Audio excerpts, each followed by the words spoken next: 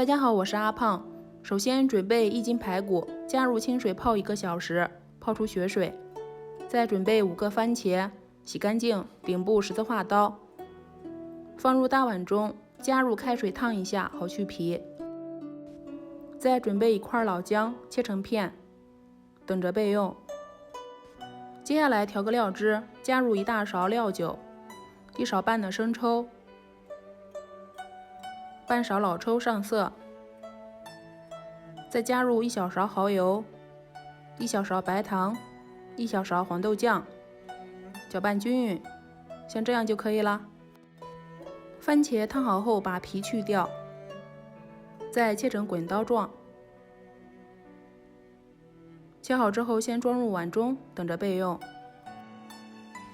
接下来排骨洗干净，控干水分，向里面打入1颗鸡蛋，先把鸡蛋搅散，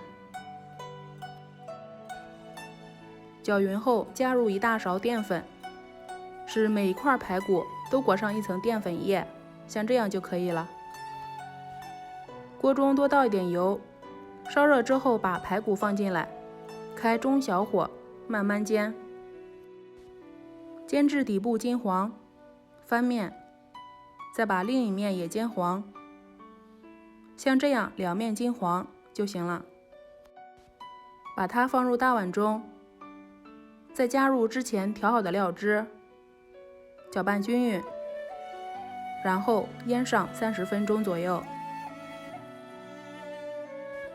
现在开始做饭了，把番茄放在电饭煲的底部，放上姜片，再把腌好的排骨放进来，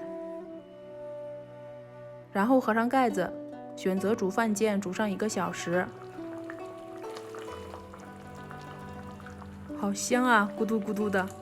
出锅前撒点葱段，哇，口水都已经忍不住了。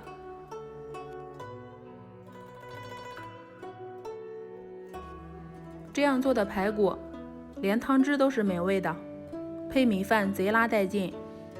排骨也是非常的入味，软烂，一点都不柴，而且还不油腻，非常的好吃。做法还简单，喜欢的话可以试试哦。谢谢您的观看，喜欢我的视频就关注我吧，谢谢。